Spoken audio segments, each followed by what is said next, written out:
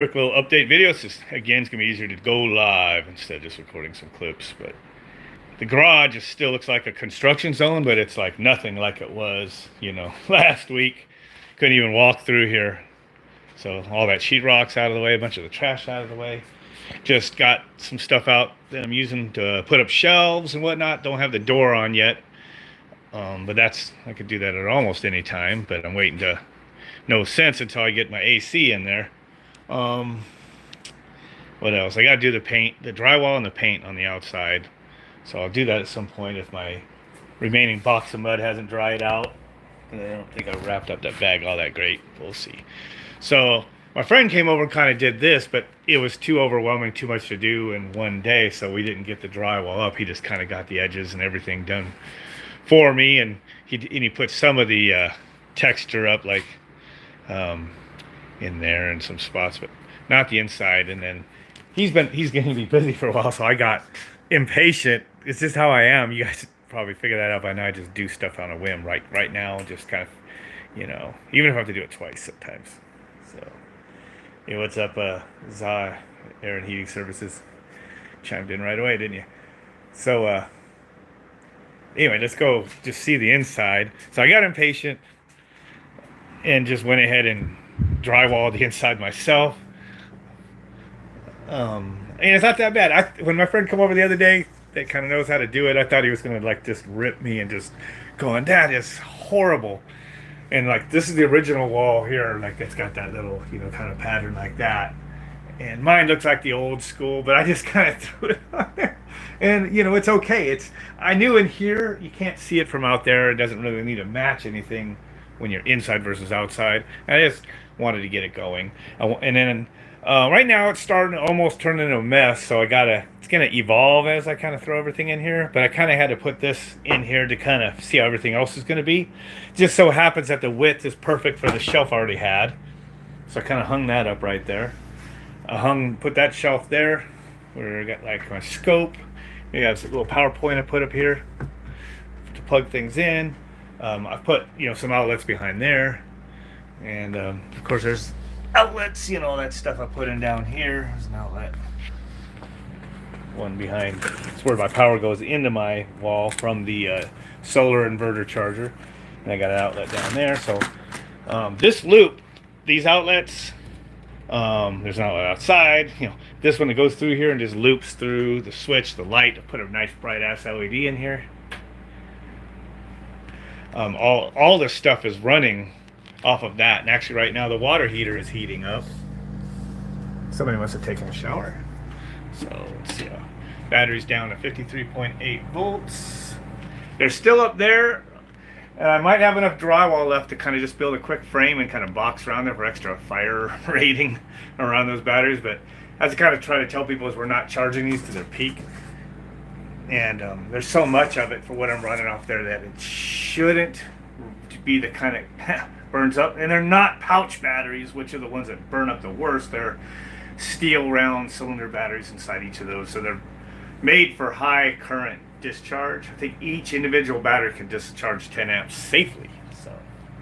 And there are like 70 of them in parallel in each one of those bricks. And then each of those bricks, there's 14 in series. So I did 14S instead of 13S, and that makes each voltage not topping it out, by where this kind of shuts off right about 57 volts. So let's see what some of the comments are. Hey, what's up? Got a new person in there, and so hey man, tell us about the water heater, air conditioner. Are you going to drain the tank if you need to get some run time? Wait, what? Oh. Actually, since I'm making the video there, Joe, I came up with an idea that actually was way simple than what I was thinking, as far as if I do make a single unit that heats my water heater and is hooked up to the evaporator, right? Because this is hooked up to the Frederick bastard outside. It's actually pretty cold, probably. Oh. Let's screen the blanket for a second. Put something in from there. So it's blowing out a little over 40 degrees, I think that says. Nope. 60 something. There's cooler than that. Maybe it is only just 62 or so. Because if it's like 90 in here, it's like 28 degree split. Trying to pinch the zoom. I keep putting my hand in front of the sensor. So, um, and then so this is still on its own little unit. I did switch the compressor to a smaller one, so I got like a half a ton rotary on it now. So it's only usually pulls about 800 watts. So we're running off battery right now, 950 watts. Oh, but that's because this computer, my old Battle Axe 1055 AMD computer, it still works. It's like over 10 years old now, I think. Dude, the computer's still pretty fast. It like doesn't have any like lag. Like when you open Microsoft Edge, it just opens. Boom. It doesn't like take a long time. It still works pretty good for an old 6-core unit. But it does draw about 300 watts just sitting when it's running. Actually, is it on? Because it hasn't been going to sleep properly. Yeah, the light is on. Oh, no, it's blinking. It might be put to sleep. So maybe this is because it's so hot outside and the water heater. This could be actually almost all power for the water. Let me turn off the light. See if that. Oh yeah, this light draws about bouncing between 83 and 88. I don't think this is focusing. 83 and 88.83 to 8.88 kilowatts. I turn this on, it jumps up to 0.93 to 0.95 or so. So it's a what is that, like 60 watts? Or not 60. It's adding a little bit. The light's adding a little bit. My brain's fried. Watts is usually something I'll just spit out of my mouth like that, but just it's adding a little bit for that bright ass light. And then a couple little things that are on, some chargers. It's all running off of this. It's all coming through here. It's going through all this. Oh, if this is running, which I don't think so. Oh, it is running. I think. I hear it. Shit, this is running. So it's probably pulling a couple hundred watts for this mini fridge. So it's probably only pulling 700-800 watts. Because I know when the water gets down closer, a little over 100, this has been dropping down like 600 watts when it starts, and it gets up to like 800 or so when it finishes. With the slightly bigger rotary compressor, it was starting off at like 800 watts and ending at about 1,000 watts. So it is still pretty cool. I mean, I'm heating 50 gallons of water, and it doesn't take too terribly long. I mean, it might take an hour to recover sometimes, but it's doing it with 800 watts when it finishes, instead of 4,500 watts, which is what the element is in there that's turned off. So it's awesome. Let's see. But okay, so I said I was going to make this video short. First, just finished covering. Things are getting kind of messy. I'm trying to prevent that. But I'm going to just have to figure out better storage ideas as I go. Maybe put a little tool rack somewhere. Oh, maybe a magnet thing I could stick. I have one. Maybe stick these up on there. I don't know. I got to see what I'm going to do. So just going to evolve over time. Hopefully, I just want to not let it get how this table looked when it was out here. It was horrible. It got horrible. The other thing I figure out is how I'm going to connect that router other than a long cord and leave it there. But I'm thinking once I get it all drywalled and painted, measuring that, if I put a shelf right here, that router, when this stuff's out of here, that router should fit in here on the shelf, and I'll just pop the USB through the wall. The only thing is I don't know how I'm going to do it yet, but I might have to, I won't be able to see the router and see the computer monitor at the same time. And that's not that big. I could put it in here on a shelf somewhere, but dude, that thing's not quiet, and I probably want to watch videos and stuff. So yeah, that's not going to be too good for me. It would echo so bad in here. I do have carpet down here instead of bare concrete. It's all dirty right now, needs to be vacuumed, but this carpet was pretty good. I got it over at this place. It's just those squares you get for offices that lay down, 50 cents a piece. So I spent like $10 or something. And it's carpeted, keeps it a little quieter in here. I suppose if I could build a shelf that's not in the way, maybe hang a shelf off the wall here, and maybe just set that here only when I'm using it. Maybe somehow, let's like squeeze some room and stick it over here. But if I could put that thing where I could see the computer monitor and kind of like have the mouse and kind of hit the commands, then maybe I could do something with that. Other than that, I could maybe just set up hook a laptop up to that when I'm actually running the programs. I don't know. We'll see. There's this several things to do. So anyway, this is another one of these high walls I have. I was experimenting with it. This is only 120 volts and it's a 230 volt. And I ran it all night to see if it would work and not give an error code if I just call for a fan. Testing two things. One, am I going to get a communication fault if I just run it in fan and not cooling or heat or whatever? And I didn't. And the other thing was, well, I'll get a fault for low voltage or anything. This is an electronic motor. It's loafing, but nah, didn't have any issues. So put it on high speed. But it seemed to blow pretty good. I might try just doing a simple voltage doubler circuit or something, which only works if your end target is a DC, voltage. But which, as long as I can feed DC directly into this board and it doesn't have a problem with that, if it's directly charging capacitors on the board, which it probably is, and doesn't freak out, because it doesn't see zero crossing or whatever, then I might be able to do that. Other than that, I might just leave it the way it is, because it actually works. It's just dirty from being out in the shed, but this is pretty much identical to that. I even still had the box, remote, filters. So this one's probably going to go in there. I might come out the side here so I can mount that right up there. And that'd be good, because then I can have the lube either blow over my head if it's too cold. And if I really need the air right away, maybe turn it down. But the goal is that it's always going to be cool in here. I'm just going to leave it on. It's going to keep this cool. And my electronics cool in here and all that stuff. So that's the goal. The goal is that this whole project's room is off-grid. Everything is except for this outlet right here. I just went ahead and plugged it into that, but for the heck of it. And maybe if I plug in other things like bigger battery chargers and stuff, I'll plug it into there, so I'm not draining my battery. Lithium batteries for, when I don't have to. But all this stuff, I have it running off grid. The AC will be off grid. And of course the water heater already is. And then this will be a room that I can, if the power goes out, I can maybe come out here and watch some videos or stay cool. Won't really fit the whole family out here, so they'd be probably pissed about that. So, anyway, yeah, that's the check it. Check the. Oh yeah, your neighbor has a Goodman. Does it go ba ba? Yeah, that's not me. It's your neighbor's Goodman you're hearing right there. So, all right. Keep saying this ain't gonna be a long video, but here's an idea. Is I still have that carrier little condenser I was gonna gut and just use it for I was gonna use the fan. I'm gonna see if I could control that fan. Needed all to work off 120 volts though. Put that little other rotary compressor I had in it, which is like about 10,000 BTUs. Put it back in there.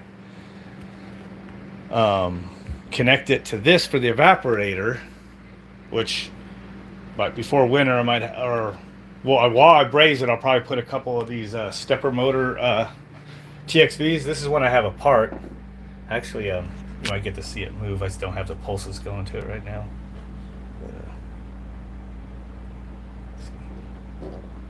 But I can pulse it, get that thing to wind in and out. And it's not smooth. But if you had a sequence of pulses, I can drive this thing in, drive it out. And this is just a TXV electronic one cut apart. It's actually a little warm, so I left that connected. But I need to get a homemade controller to run those. And once I do, I'll be able to just drive it shut. And that 1.5 ton outdoor unit I have has enough coil that when I split it up, I'm going to split up like some of it to be an evaporator coil for winter use, to where I can just shut off this the feed expansion to this one in here, and then just direct it to the one that's out there, and it'll basically be like a heat pump mode, still heating the water, always rejecting the heat into the water, but it'll be absorbing heat from the outside instead of freezing me out in the winter in here. I don't think I need any heat in here, because all I'll do is keep that computer running a little more, and it's going to heat up with the door shut. It's, this doesn't seem to be leaking too much, but I don't think it'll freeze in this room with the door shut in the winter, so I think I'll be okay. I put insulation in here. Insulation's all the way around me. But, so with expansion valve, I'll be able to, with two of them, I'll be able to, just drive one shut, that's not in use, and the other one will drive according to the thermistors. If I could get that working, either that or I might just use them just for valves and use capillaries like I have been. I mean, it's takes some of the you know, be overcomplicating it, I guess, and especially since I want it to work real quick. So I might just actually hook it up for now with the capillary. I don't know. We'll have to see. Unless I could get this working real quick next week or so. And then, so that's that goal with basically having a dual evaporator set up for indoor-outdoor use. And then the other thing I thought of the other day, which just really simplifies the issue with, well, I overheat the water when I want to run the AC like quite a bit through the day to keep it cool in here during the summer. Well, here's the thing. I could pretty easily probably make a controller that just is a switch based on the temperature here. And if the water heater gets to a certain, like hits a certain temperature, like closer to 140 maybe or something, I could just have a normally open, normally closed, just temperature switch. Control relay, I guess it really just needs to be a normally closed or normally open, either way. Just a limit switch, basically, that switches, and basically what it'll do is it'll turn off this water pump, so it won't keep, like the water pump's on right now, it'll turn it off so it won't be running the water from the tank through the heat exchanger, so it won't keep heating the water, and then it'll turn on the outdoor fan, which will reject heat through the couple rows, the half of the coil that I've purposed for as a condenser coil. Half of it's gonna be like an evaporator coil, and half of it's gonna be a condenser coil, and it should work. So that's the idea. It's definitely some Frankenstein shit, but I expect it to work. It should work. So the house is someone's asking how old it is. It's like 20 years old, somewhere right around there. Do you have security cameras? I have a lot of security cameras. And there's even one. There's going to be one in here because I have more ports for it, and even my garage has one watching. I got it. I just temporarily have it hooked up right here until we drywall and stuff, and then I'll probably have to route that a little bit or something. There's I have like 9 cameras, so it's kind of an understatement, and it's using a DVR that's hidden and in a wall and everything, and it's pretty good. It stays on a hard drive, and I could program using the app on the phone, which cameras have motion sensor. So the front door, of course, front street view or driveway view. You can highlight where you want the motion to be, so it only activates where you want to activate and how sensitive and all that. Some smart stuff. So it just makes like a ding dong sound or whatever, sort of, in my phone whenever somebody does it. I'll walk out the front door, see if you guys can hear it through the microphone.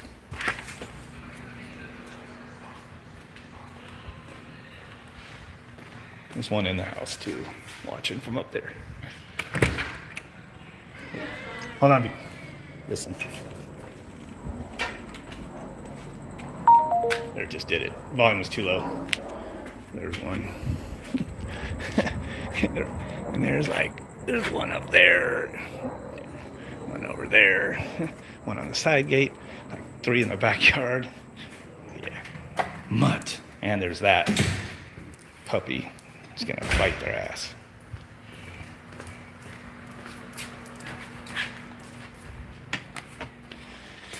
And that black lab boxer mix is gonna be pretty ferocious. So DVR, no, DVR, like I said, is hidden. Can't put secrets like that in the in the video. But it's just DVR. It's not one of those systems for anybody. It's for somebody that's geeked out on computers and it doesn't mind the setup process, setup IP, making a static IP in your router, just doing all that kind of stuff, allowing the port to go through with your router. It's not a ring, which you pay for that service, and somebody gets access to everything that's going through your feed. It's not your property at that point. So this one, the app is just connecting. It's like a remote connection to your system. Here's all that really does. Yeah, so it's pretty cool. I've always done it kind of like that way. And then somebody else said something. if I remember correctly, you got some LG compressors that were 277 volt, 208, 2400 BTU, really cheap on the internet. No, LG. I think I had something that came out of a Frederick before I actually got my hand on the whole unit. And one of them is one of those Fredericks is a 277 volt unit, and then the other one it was a 28230. But actually, all the compressors are the same because, and I don't remember if it was an LG or whatever it was, but because those units use power factor correction, and basically, essentially, when your AC goes to DC and those things, it doesn't just charge the DC based on the AC input voltage, which, so a 208 voltage has like a 300 volt DC bus, a 230 volt has like a 330 volt DC bus, a 480 volt unit is like a 600 volt DC bus. These units, they just accept anything from 190 to 290 volts AC, and then your DC bus is always 430 volts DC because it actually has transformers and switching power supply where it actually regulates 430 volts to the DC bus that then feeds the compressor and fan inverter section. So they're kind of overbuilt a little bit, the Frederick units, but yeah. So one of the models was 277, one was 28230.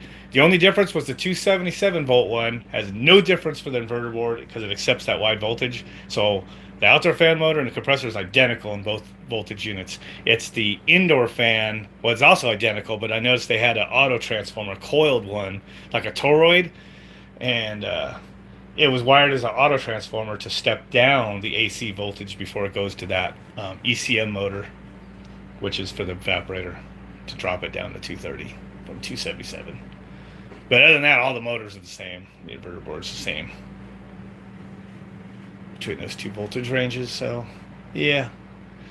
Anyway, this computer fires up and whatnot, and I'm just at the point where I kind of want to get the cooling going. And once I do that, I'll stick my little folding closet bifold door I got. It was $10, you know. Just have to touch it up with paint. And I'm just gonna probably destroy half this shit anyway once I'm using it so much the way I am. And then I have the kit for hanging the door. It's got all the hardware in there. The rail for the top for the roller. So I just have to hinge it off one side, probably right here. And once I added the carpet, it kind of took away a good 3/8 of an inch almost. Yeah, about that. So hopefully I don't have an issue with the door. I did set it here and it kind of set in there, but the door lifted up 3/8 of an inch, and I sized this for the door to the concrete. So at worst, I might have to just cut this carpet in a line right straight across there. Maybe put a little some sort of threshold down. I might still do it just so this don't get all jacked. My daughter with her wheelchair already tried to climb up in here. She already put a battle scar right there. That's what she does. So I'm gonna have to put a little handicap handle right here. That way, the folding chair, when she comes out here with me, she can pull her stuff up. She just needs to practice on walking a little more. I think she could do a lot more than she realizes. She said that chair is a benefit, but also keeps her from exercising. But yeah, hopefully the videos turn out pretty good. The one router for down here is down there, so I have it feeding this area, and the TV on the other side.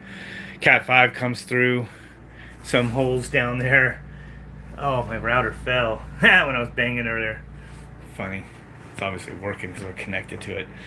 So I have a bunch of connections out here, and then the main router, everything's upstairs on a UPS up there. Well, this is on this, so my internet doesn't stop when the power goes out. It hasn't for a long time because I've always had a UPS on the one upstairs. The only thing I hate about that one is it fucking beeps. Every 30 seconds it beeps 3 times. So our water's gone up like 3 degrees since I've been doing the video. And I don't even know if somebody's still using the water or not. So it's heating up. Down at, I don't know why it dropped, or no, that's about what it was. Yeah, between 8.83 and 0.89 or so kilowatts. So less than 1,000 watts in the battery. Still 53.3 volts. I don't know what it was. It was 53 point something when I started the video. I haven't been coming out here right before I leave work. Well, I do come out here actually because this is where my drinks are at, and I also get to put them on my ice chest there. But I've been not looking at this to see what it's down to now that the fridge is on it. And like obviously after the sun goes down, like right now, you know, it's freaking 9 some. My daughter's waiting for me to go get food. You know, all this is running off of batteries. Those batteries are powering everything, you know, in my system.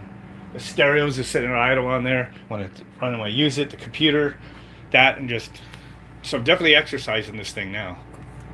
So it's putting out some heat, but not too bad right now. But it does. I've felt this thing blow some pretty good heat. But it'll be nice. It'll be happy once I get the AC, keeping it in the mid 70s in here all the time. So. Inkbird, that Inkbird, or do you mean Inkboard? You talking about that? Or are you talking about something else? There, R134.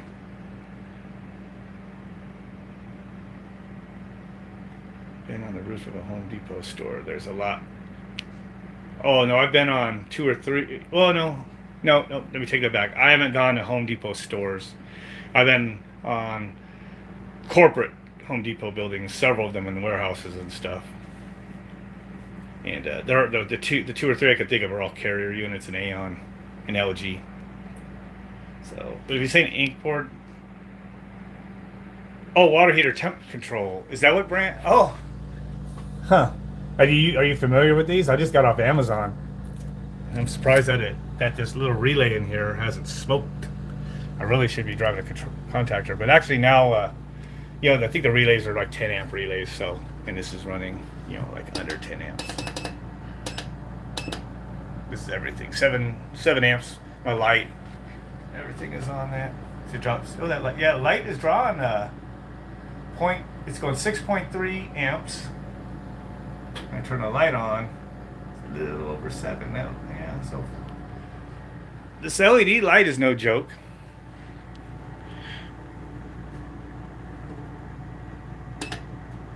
Kilowatt, like I said, between 8 and 900 watts with the water heater heating up. When that kicks off, it'll go down to like 100 watts probably right now, or less with the lights, and then when the computer's on, it jumps up to like 300 watts or so, maybe 400 with the stereo monitors. I have to look to see what it's doing. So anyway, yeah, something like that, dude. I have 2 of those now, and I'll just show you the other one on my way out because I really got it probably in the video. Not knock anything over, dude. I got so much stuff I got to organize still. Just all this thrown over here. I'll show you the first Inkbird that I drove. It's kind of funny, I didn't even give any thought to the name of the brand, but I'll show you where the first one I tried is. It hasn't failed.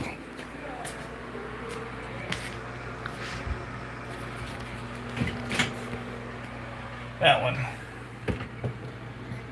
one right there, which $35 instead of replacing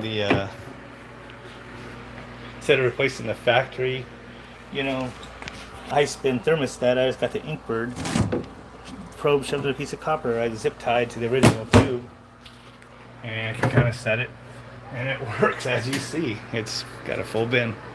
I can see right where it says so. Anyway, I gotta go take a shower so I can go get the daughter something to eat. With that, I'll catch you guys later. And once I get that room kind of done, I'll be able to actually start working on some of my projects again. So, anyway, don't forget to like and subscribe and do all that stuff. Do it now. Don't be a slacker. Later.